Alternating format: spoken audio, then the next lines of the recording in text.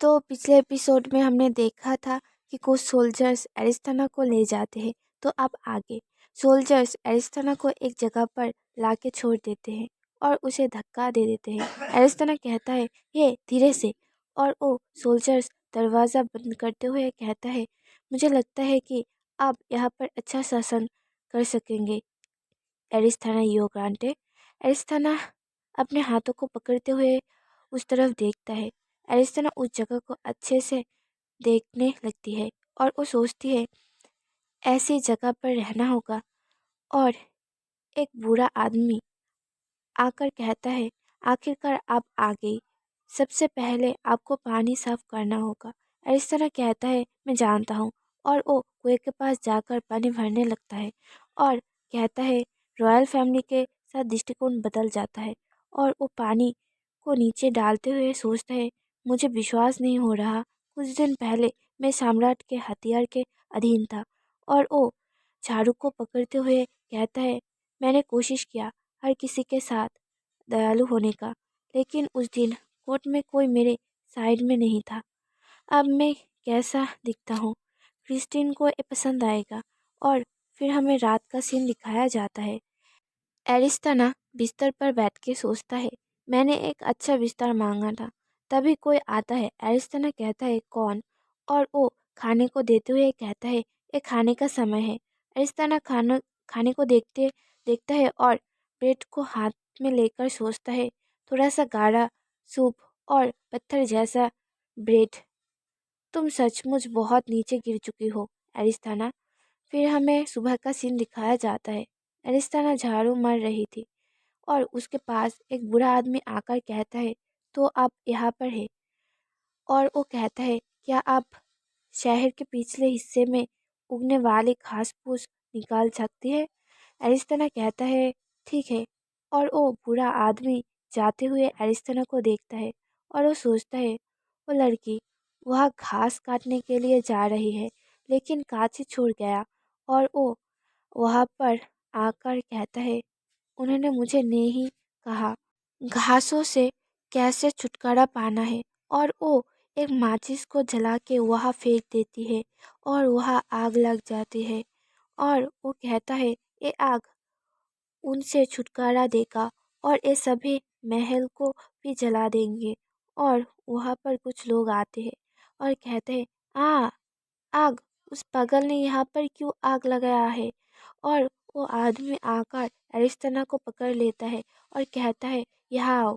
और उसे किसी के सामने ले जाकर घुटनों पर बैठा देता है और कहता है, योर ऑनर, इस लड़की ने वहाँ पर आग लगाया था। और वो अब इस एक्सक्यूज़ बना रही है कि वो सिर्फ उनसे छुटकारा पाना चाहता था। और वो आदमी अपने मन में सोचता है, लड़की। और वो कहता है, क्या तुमने ये जानबूझकर किया है? एरिस्थाना कहता है, मैं अगर नहीं कहूँ तो क्या आप मुझ पर विश्वास करेंगे? और वो आदमी कहता है, हाँ, जानकारी के अनुसार ये दुर्घटना है, तो अब अभी के लिए जा सकते हैं और शाही हुक्म का इंतज़ार करिए। एरिस्थाना बिस्तर पर लेटे हुए सोचता है, तो शाही हुक्म था 2 महीनों के निगरानी। और हमें एक सोल्जर्स को दिखाया जाता है जो उस पर निगरानी रख रही थी। और वो सोचता है, तुम्हें मुझे देखने की ज़रूरत नहीं है, मैं कहाँ जा सकता हूँ। देखे तुम मेरे बारे में क्या सोचते हो। और हमें अगले सीन में देखते हैं, घोड़े इधर उधर घूम रहे थे और कुछ लोग उनके पीछे दौड़कर उन्हें पकड़ने की कोशिश कर रहे थे। कोई कहता है, घोड़े बाहर क्यों है, उन्हें पकड़ो। और एरिस्थाना ये सब देखकर आराम से खड़ी होती है। सोल्जर्स कहता है, आपने ये किया, क्या मैं सही हूँ? और दूसरी सीन में हम देखते हैं जहाँ पे कोई कहता है, ये बदबू क्या है, किसने ये किया है? वहाँ पे लिखा था, बूढ़े आदमी, मैं तुम्हें मारने जा रही हूँ। और इधर एरिस्तना तो अपने ही मज़े में थी। और वो सोल्जर्स कहते हैं, आप फिर से। फिर हमें आधे साल बाद का सीन दिखाया जाता है। 2 लड़के काम कर रहे थे। तभी एक लड़का कहता है, ओ सिल्वर हेयर वाली लड़की के ने फिर से और दूसरा लड़का उसके बात को काटते हुए कहता है, अरे बाप रे, उसे इग्नोर करो। क्या तुमने उसे उसके बारे में सुना है? वो लड़की बहुत परेशान करने वाली है। वो एक फकिंग लूजर है। एरिस्थाना लेटे हुए ये सब सुन रहा था और वो आसमान को देखते हुए सोचता है, इसे एक्सेप्ट करो। वैसे ये आरामदायक था, लेकिन और वो उठ जाती है और सोचती है, खराब भोजन और बिस्तर को सहन करना कठिन है, लेकिन वो हल हो गया। तभी वो किसी को बात करते हुए सुनती है, प्रिंस, क्या सच में?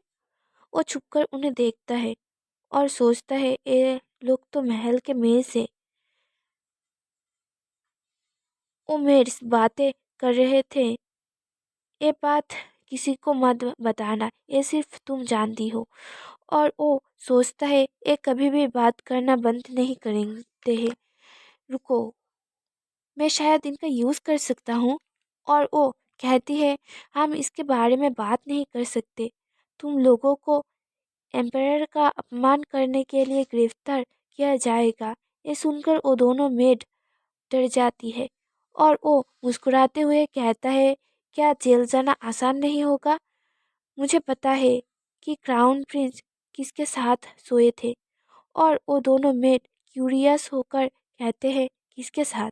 एरिस्ताना सोचता है, उन्हें बेवकूफ़ बनाना आसान था। फिर अगले सीन में हम देखते हैं कि वो सब बैठकर बातें कर रहे थे। एक मेड कहता है कि वो, क्या आपके साथ प्रिंस का सगाई हो गया है? लेकिन क्या आप एम्पायर मेड है?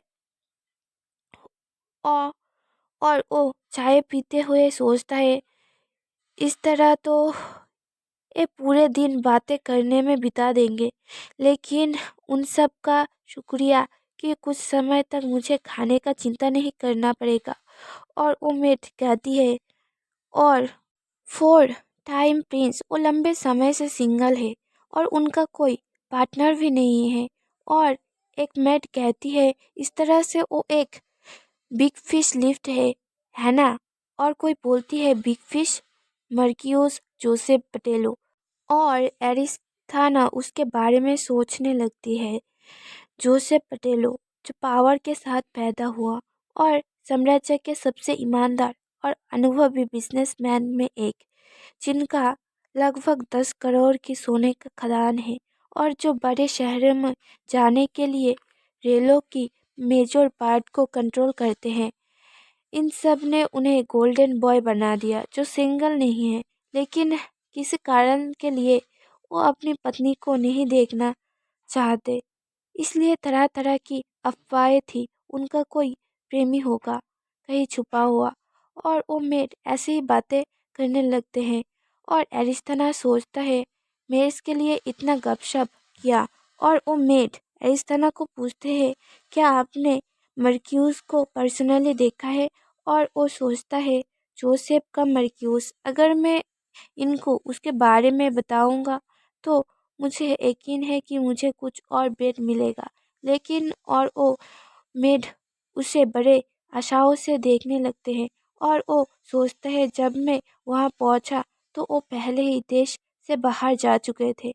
और वो कहता है, मैं उसके बारे में कुछ नहीं जानता। ये सुनकर वो मेड मायूस हो जाती है और एरिस्थाना कहता है, लेकिन मैं ये जानता हूँ कि ड्रोरेंस स्टैंडर्ड क्यों शराब पी रहे हैं।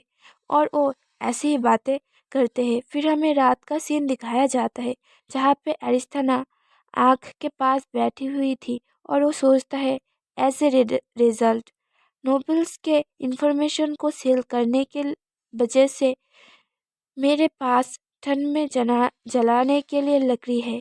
मेरे पास मटेरियल की कमी नहीं है, थैंक्स उनका गॉसिप करने वाली मेट की।